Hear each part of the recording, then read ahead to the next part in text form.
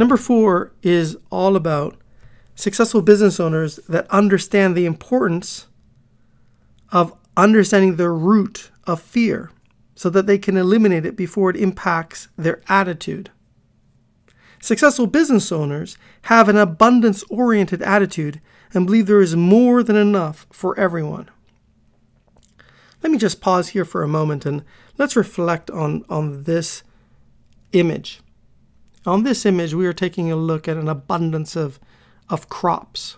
And in life, and which mirrors nature, we can see that all throughout nature, every fruit tree produces way more fruit than is necessary to create a replacement for that tree when that tree eventually dies.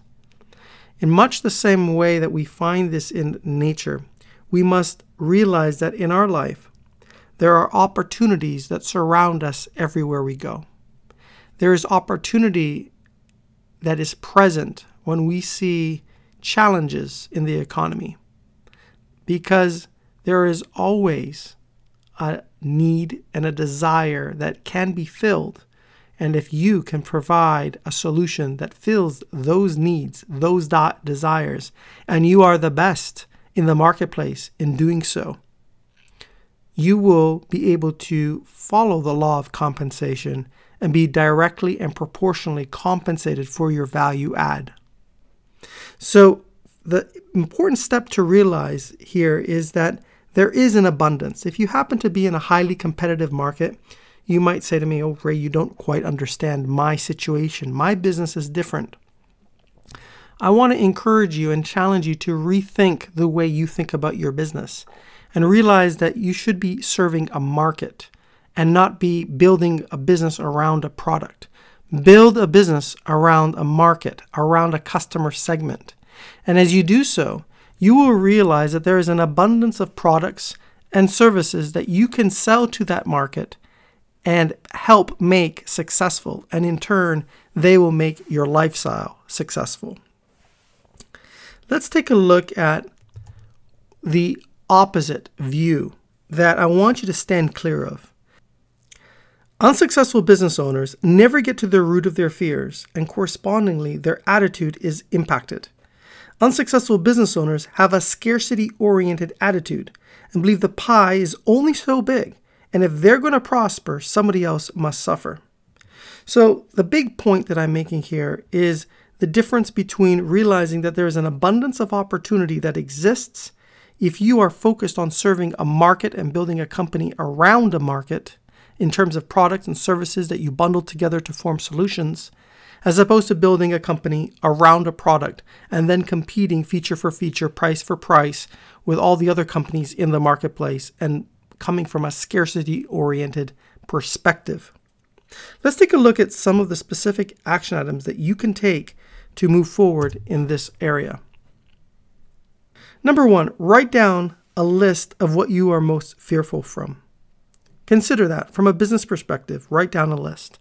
You might also want to do this in your personal life. What are some of the things that you're fearful from? You might consider things like many people are fearful of public speaking, or fearful of jumping out of an airplane, or fearful of little reptiles or bugs. Go ahead, make a list of what it is that you are fearful from. Now, what I want you to do, assuming that you have paused this program and made this list. Now go ahead and pause the program. I'm serious. I really want you to make this list. Okay, I'm going to assume that you've actually paused the program and we're moving forward. I want you to separate these fears into 2 columns. Those that are rational with real consequences and those that are not rational with real consequences. Now, what do I mean by that? For example, if you're going to jump out of a perfectly good airplane to skydive, that's a rational fear because it is really quite possible that your parachute won't open and you'll die. Now, if you're speaking to a group of 1,000 people at a conference and they're your peers in an industry and you're afraid of that, that's an irrational fear. Because what is the worst that can really happen? Really, the worst that could happen is that you might not be able to communicate as effectively as you'd like to. But we know that you can prepare for that and you can manage that risk. That's the difference between rational fears and irrational fears, and how that relates to being able to understand the root of fear and how that impacts your attitude. Remember, we are looking at the concepts of fear, and we are also looking at the concepts of understanding abundance and scarcity. And these are very important ideas for you to appreciate as you think about investing in your own business and investing in yourself. Let's take a look at number 5. Successful business owners have a can-do attitude and can focus on what they want, irrespective of the odds. Unsuccessful business owners, unfortunately, allow the statistics of others to shape what they believe is possible and often settle in life. They tend to listen to no-sayers, and in the process of listening to no-sayers, they often are very restricted in the way they move forward. So here's what I want you to do. I want you to consider these key action steps. Write down very clearly what you want, and most importantly, why you want it. This is very, very important. Unless you have a vision of exactly what you want to create, it's not possible for your subconscious mind to evaluate all the information that it absorbs to offer you fresh and innovative ideas on how to move forward. If you don't have a strong enough why for what you want, you won't be willing to take the necessary action steps to move forward. You have to know what you want, and then you have to have the desire to move forward. Once you have the desire to move forward, you then have to be willing to do whatever it takes, both legally and ethically, to accomplish your objective. And you have to then, of course, have the belief in yourself that you can, in fact, realize your goal. It's when all of these factors come together: 1, clarity, knowing what you want; 2, knowing why you want it, and digging deep to figure that out.